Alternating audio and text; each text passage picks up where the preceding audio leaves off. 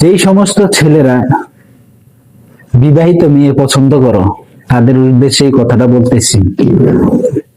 জীবনে যদি সুখ পেতে চাও, বাবা মার কথা মতো বিয়ে করো। যদি কোনো ডিভোর্সি মেয়েকে বিয়ে করো, জীবনটা নরক হয়ে যাবে, কোনোদিনও শান্তি পাবে না। কেন বলতেছি জানো?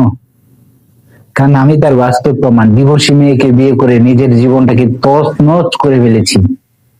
কখনো ভাবিনি, ভেবেছিলাম সুখে থাকবো, সুখে থাকার আশায় ডিভোর্সি মেয়েকে বিয়ে করেছিলাম। সে স্বামীর ভালোবাসা বুঝে, জানে, কিন্তু আসলে আমি বুঝিনি যে সে যদি তার স্বামীর ভালোবাসা বুঝতো, তাহলে সে আজকে ডিভোর্সি হতো না। সে যদি তার স্বামীকে মূল্য দিত, তাহলে তার ডিভোর্স হতো না। সে স্বামীকে মূল্য দেয়নি দেখে তার আজকে ডিভোর্স হয়েছে।